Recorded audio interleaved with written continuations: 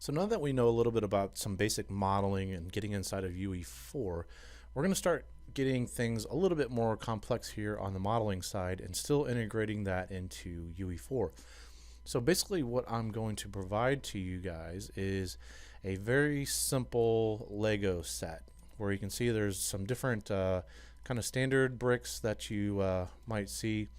And we've got the standard bricks, and then maybe we got some of these kind of flat bricks that are like this within here. I'm going to show you basically how I set some of this up, and you're going to research, go out and get your own Legos, and you're going to actually create your own Legos to feed into the system that we're going to create a repository of Lego pieces that we're going to be able to use and build some interesting things. And again, we're working with the third person template, so all we have to do is come up here to play, and we can play. And if we hit F11, we can go in full screen and kind of take a look. So this will be the basis of the starting point of this Lego set that everybody's going to be feeding into. And it'll be interesting to see the different pieces that are made and what can be built with those pieces after we're done. So let's go ahead and get started into this, and let's go ahead and hop on over into Maya. So this was the modeling of the standard brick. I just wanted to show you real quick how I kind of came to finding out some of the sizes and ratios. So with any project, before you start, you should do a little bit of research. So I went out and found different images of Lego pieces. And if we load these things up here and we kind of take a look, you can see there are certain ratios for these bricks and the tabs that are on here. And so you can see if we turn a brick off to its side here, we've got 1, 2, 3, 4, 5 for that brick size. I found these different schematics for showing like a standard piece and what the tabs look like on that. Also found this here that gave some dimensional kind of qualities to this, and so you can see that we've got these ratios here for 20 for this way, 24 here. This spacing is 4 and then 12 for this tab that goes up here. But if you notice here that we've got this 24 is divided into 3, so you've got a flat brick, flat brick, flat brick on top of each other. So 3 flat bricks stacked on top of each other equals out one of these kind of standard kind of bricks that you see here, like this. And we'll keep stepping through, and I think this was a pretty good one to kind of find too. So any of these kind of dimensions that you see would help you out in the creation of these things. I took those ratios and then I plugged them into something that I thought worked rather well for UE4. So if we turn on the mannequin, you can see these are the size of the bricks, but I wanted them to feel like something where this character could run around and it would kind of make some kind of sense, and you can make walls and things like that with it. And so my hope is that going into VR, you know, like maybe we start stacking some of these bricks on top of each other and they actually feel like they make some kind of sense. So the other thing that I found was some reference for creating this little Lego character, and basically, again, some of the research for that and going and finding different pieces. If we go to the Lego figure, and I got a reference folder for that, I found some different images for that, and then just basically went into Photoshop and set up a square image for this character, and then did an image plane. So if you go to any of your windows, I can tap the space bar and go out of the perspective window, and then maybe go to this front view and take a look here. On any one of the windows here, if you go to view and go to image plane, you can import an image and then pull that in there. And at that point, that becomes something that you can actually select in the world like this. And I put my image planes into a folder called image planes. Within this, it almost acts like a piece of geometry where you can translate the thing, and you can you know, translate it back. I can do this like -100 and it'll kind of push it back. We got to translate Y, and you can give it a size for things and stuff like that. So again, it's kind of like taking and mapping an image to this plane that you can kind of push around, but you get to use that for reference and modeling off the top of stuff like that. So I was figuring, you know, roughly it would be nice if a Lego character would be about this size. So that's kind of how I came up with the size relationships.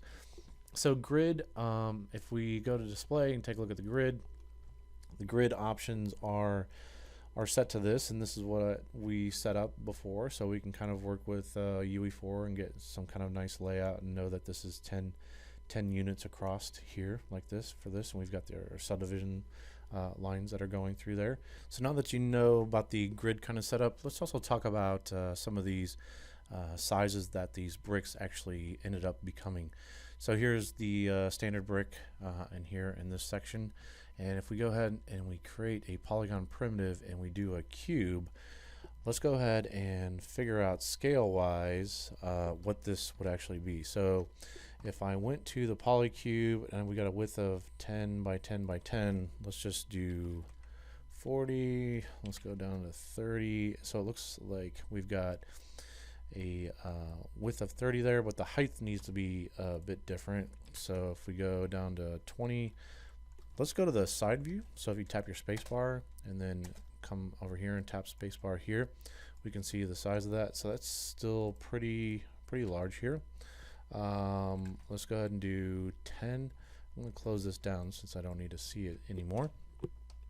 And I can tap W, hold down X, and then kind of snap up and through here. So let's do 12. Let's do 12 like that. Okay, so we got 30 by 30 and a height of 12 within here. So that's going to give us the size of the brick. So I'll just put this off to the side here, hold down X and then turn that on. X just turns on grid snapping temporarily. And we can go ahead and say create polygon primitives, and let's do a cylinder. And I'll go ahead and hold down X and then snap this as I'm moving up in the grid. Now to snap to the grid, make sure again that you have this set to world and that you actually have your grid visible, and you can make sure you're snapping to that. So let's go into here for the cylinder, and then the radius, if we middle mouse drag on that after we select that name, we'll middle mouse drag right until we get about the right size for this, which is roughly, let's see, a radius of 10. Let's see if 10's too high, and it looks like a radius of 9 for this. And again, you saw those ratios that I pulled up for the reference, and this is becoming, you know, quite a bit different for that, but the math still works out for the ratios to be the right size. So I think originally I used those ratios to make the bricks, and then I scaled them up to about where I thought I wanted them to be so they would work kind of well in UE4 and stuff like that. So these are just some of the numbers that kind of ended up working out for this thing. So if I do a height, and let's see if I go to the side view again, tap spacebar, and then come over here. Let's try 6 like that, and then I'm going to tap W for putting it on my move tool, hold down X, and then snap to this here. And so it looks like for these little tabs, that's about the right size for this. Hold down X, and I'll move this over so you can just kind of see that. So the next part is going to kind of take a little bit of a look at actually modeling this thing. So these are the size ratios, and then we'll get into the modeling part. I made a folder called Geo, so if you select anything and you can control G, you can group things. I believe that's under edit group in there, and I like to kind of keep things kind of organized, right? So I've got this flat bricks. If I select the group and hit Control H, I can hide that, or I can select it and hit Shift H, and that'll bring the visibility back. If we open it up, you can see I've got different groups within inside of here, and so this is the 4x2 group that I made here. And let me show you the most simplest one. So I'll hit Control H on that. I'll hit Shift H on this one to bring it back. Again, visibility stuff is up here under display, so you've got show and hide right there within there if you don't want to use the hotkeys. So here's a flat brick, 1 by 1. Open this thing up, and I've divided it into 2 different pieces here. So we've got our kind of cube that you see, and if you look at the bottom, this is kind of how it's modeled within inside of here. So that was simple. Just started off with a box, selected this face down here, did an extrusion, and kind of pulled it down in here, and then snapped things to the grid, and then did another extrusion up. and just did the beveling like what you guys were used to from the previous video. Now what's a little bit different about this one is I created a cylinder, and then it was a very simple cylinder, and then I did a bevel here on this, and then we actually kind of added some more geo right in through here and spread that out. So the way I would do something like that is if you go and right click and say go to edge, and you select that edge, we can control right click over the edge and say to edge ring utilities, to edge ring and split, and that'll split it right down the middle. And if you want, you can go here and click on the inputs of this, go to the weight. I'm going to click on that and just middle mouse drag that, and I can move it up and down. If I want to get really high fidelity movement, you can hold down control while you do that, and it'll slowly move that. So that's a way of putting some extra geo along through there. I'm going to hit undo real quick. So there's another tool that we can use inside of here. If we hold down shift and right click over an edge, and if we go to insert edge loop tool, we can use this, and we can just click and drag out edge loops wherever we want them to be. So if we want this in here in the around the center, you can put that there.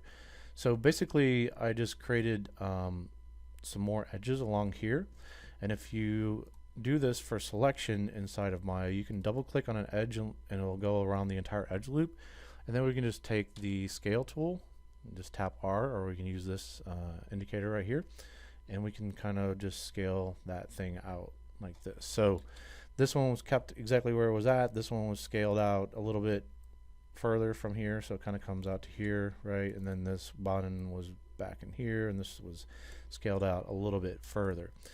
All right, so this way that this kind of looks like it's attached to that is because I changed the normals on this. So if we take a look at this, if we go and say display, and we go to polygons, and then we go to custom polygon display and load that up, you can see it's possible for us to see the face normals. Let's turn these on, hit apply, and you can see like these kind of like little rendering hairs. I call them kind of like hairs. They feel like hairs kind of sticking out, but that shows you the direction of each one of these surfaces. And again, that's to kind of determine for the computer whenever light hits it how it's going to shade. But you can override some of those things.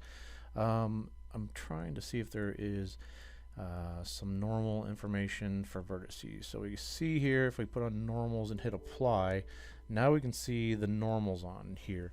And you can see that I've altered these normals along this part here. They don't face out the way that they should. They face straight up and down like this surface here. So all I did was, if I select my edges, so if you hit F10, or if you right click over here and say edge, if I double click this row right down here like that, I can select them all, and I can convert my edge selection into vertice selections, and I can do that pretty easily by holding down control and then hitting F9. So remember, F9 is verts, F10 is edges, F11 is faces, and F12 is UVs. And so if you have one selection type, you can convert it by adding the control modifier and then hitting one of those keys. So again, I was in edges, which is F10, and I wanted to convert that, hold down control and hit F9, and it converts it to vertices. You could select them all by hand, but sometimes it's a little bit faster to kind of do that. And then the next thing I did is I changed the normal. So if we go under modeling, so if I go up here and say go to mesh display and say set vertex normal and do the option box for that, I can set a value for this. So I'm going to leave X and Z alone, and then I'm going to give a value of 1 for Y, and it's going to make these normals face straight up. So if I did 0, let's just take this and see what that does. So it just kind of flattens things out. If I were to do 1 for X, you can see they face this direction. If I did 1 for Z, they're going to face kind of this direction. So you're able to put these things in. If I do 0 and 0 for this, and then do 1 for Y, those normals will stick straight up. And you can see it kind of changes the shading of this a little bit. So this causes a situation where we don't have to have this model welded to this thing, but it still has the appearance that it's all one kind of piece, and that's because we did some trickery with the normals here on that. So this is how a standard brick was modeled and created.